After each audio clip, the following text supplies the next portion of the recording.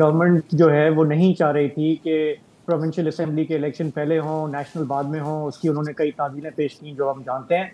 میرا سوال زیغم صاحب کے لیے یہ ہے کہ یہ بتائیں کہ ابھی اگر یہ ڈیلے ہوتا ہے اکتوبر تک، اور یہ بھی جو ڈیٹ آئی ہے 8 اکتوبر کی، یہ بھی بڑی انٹرسٹنگ ڈیٹ ہے، تو زیغم صاحب کے لیے میرا سوال یہ ہے کہ ابھی ہم نے یہ سنا ہے کہ پیپلز پارٹی جو ہے وہ آن بورڈ نہیں ہے۔ میں ابھی لطیف کھوسہ صاحب کو سن رہا تھا اور انہوں نے کہا کہ الیکشن کمیشن نے یہ کیا کر دیا ہے، یہ تو آئین کی دھجیاں اڑا دی ہیں۔ اگر اس سے ہم تھوڑا سا کلیئرٹی آ جائے گی تو پھر ہم گفتگو تو پہلا سوال آپ کا زیغم سے ہے، تو زیغم صاحب آپ نے سوال سنا ہے جی۔ پولیٹیکل لحاظ سے آپ اس کو دیکھیے، ہمیں معلوم ہے اس کی وجہ کیا ہے۔ انتہائی نامقبولیت اس وقت کی اس حکومت کی، ایک سروے کے بعد دوسرا سروے ہمیں یہ ظاہر کر رہا ہے، بائی الیکشنز ہمیں یہ ظاہر کر رہے ہیں۔ وجہ سب سے بڑی معیشت ہے۔ یہ الیکشن جو ہونے جا رہے تھے یہ اسحاق ڈار ورسز عمران خان ہونے جا رہے تھے۔ اسحاق ڈار کا تو یہ کچھ کرنے کو تیار نہیں ہے، بہت خوب ہے، اس کو ہلانے کو تیار نہیں ہے، اور واحد حل ان کو یہ نظر آ رہا ہے اس وقت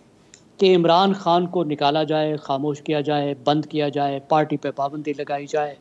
کوئی ایسا طریقہ نکالا جائے کہ مد مقابل ہمارا حریف یہاں نہ رہے۔ نہ تو اس بات کی کوشش کی جا رہی ہے کہ مسلم لیگ نواز خود جس طرح کے انٹرنل ایمپلوئن سے گزر رہی ہے، میری رائے میں مسلم لیگ نواز اس طرح کے مسائل، اس طرح کے زوال، اس طرح کے اندرونی خلفشار کا شکار ہے جس طرح کے مسائل پاکستان پیپلز پارٹی نے 2008 کے بعد سے فیس کیے تھے۔ یہاں پہ بہت سی وجوہات وہی ہیں جو پیپلز پارٹی کی تھی، بہت سی وجوہات یہاں مختلف بھی ہیں، لیکن مسلم لیگ نواز بجائے اس کے کہ اپنا گھر ٹھیک کرے، تیار کرے، مجھے یہ لگتا ہے کہ اس فیصلے کا سب سے برا جس پر اثر پڑے گا وہ خود مسلم لیگ نواز ہوگی۔ مسلم لیگ نواز وہی کچھ کرنے کی کوشش کر رہی ہے جو عمران خان کرنے کی کوشش کر رہے تھے، کہ اپنے مد مقابل اپوزیشن کا رگڑا لگایا جائے، اس کو اتنا تنگ کر دیا جائے، اس کو اتنا ہلا دیا جائے کہ بس ہم ہی ہم رہ جائیں۔ لیکن حالات اس وقت سے، وہ حالات جو عمران خان کے تھے، اس سے زیادہ خراب حالات مسلم لیگ نواز فیس کر رہی ہے۔